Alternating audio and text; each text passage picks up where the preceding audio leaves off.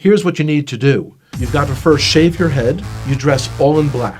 You've got to wear a white robe, eat only kosher foods. You've got to become a vegetarian. You face Jerusalem. You've got to face India when you pray. You pray only in Hebrew, and you grow a nice big beard. And if you do all of those outward cultural things, you'll discover the God of the universe. And I'm thinking, this is crazy that someone thinks that they can force their culture on God, and that God's going to be impressed by what you wear, what direction you face when you pray, what you eat, and all these sorts of things.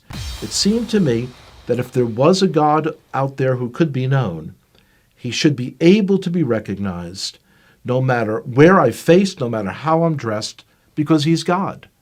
Growing up, we always understood that we had our Bible and the Gentiles had their Bible, the New Testament, and that they were two completely separate books. Because the only people I knew who were believers in Jesus were all people in our public school who were Italian Catholic, I imagined that Jesus was Italian. And so the understanding that he's actually Jewish was a shock. And then to hear that the New Testament was written by Jews, I couldn't believe it. My expectation was that the New Testament was like my grandparents had told me. It was a book on how to persecute the Jews, and it's something you should stay away from. Of course, when you're told you should stay away from something, curiosity gets the best of you, and you've got to see it. When I opened the New Testament, I was expecting to find a handbook on how to persecute the Jews. My grandparents had warned me that it was written by people who killed the Jews. That's what I was expecting to see, and yet when I'm opening it, I'm reading a story written by Jews about Jewish people. The New Testament was a fascinating book. And so as I opened this book in the library, I kind of looked around, made sure that none of my friends had seen me taking a Christian Bible off the shelf. And I opened it. Here's the first sentence. It says, "This is the genealogy of Jesus the Messiah, the son of David, the son of Abraham." So 3 people are mentioned, and they're all Jewish. I was very shocked. And as I continued to read, I'm reading the story of a Jewish man who was born in a Jewish village, in a Jewish country, and one day walks into a synagogue and announces that he is the Messiah. The more I read the words of Jesus, the more I became attracted to him. It was as beautiful as anything I had ever read in any other part of the Bible. As I came to faith that Yeshua, that Jesus was the Messiah, it was clear that that was the most Jewish thing I could do.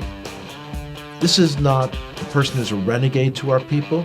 This is the one who was promised in our Bible, the 53rd chapter of Isaiah. It is astonishing. If you would just read that chapter, just without the Bible being around it, you would say, oh, this is some Christian Bible. This is Jesus. When you realize, though, that it's in the middle of our Bible, our Jewish Bible. When I first came to faith, I dared not tell my father, because this is a time period in the 1970s when there were lots of gurus and cults, and he was very concerned about me getting involved in some crazy sect and going off someplace. So I waited for months, and when I finally told him, he was very skeptical. On his own then, he started to read about Jesus as well. About a year and a half later, I told him that the fellow who wrote one of the books that he had read, that this fellow was giving a lecture in the city of New York. And he agreed to come out to hear that person. And one of the most amazing moments of my life was the speaker said, "Would everyone here who is a Jewish believer in Jesus, would you raise your hand?" And I raised my hand. My father also raised his hand. And I looked over and I said, "Pop," he didn't say would all the Jews raise their hand. He said, would all the Jewish believers in Jesus raise their hand? And my father looked over and he said, yes, I heard what he said. The decision to come to faith in Jesus as the Messiah was not something that was a momentary lark. It wasn't something that was a passing fad. And I could see changes in myself that I knew were not from within myself. I had kind of tapped in to a truth for our Jewish people that was very powerful.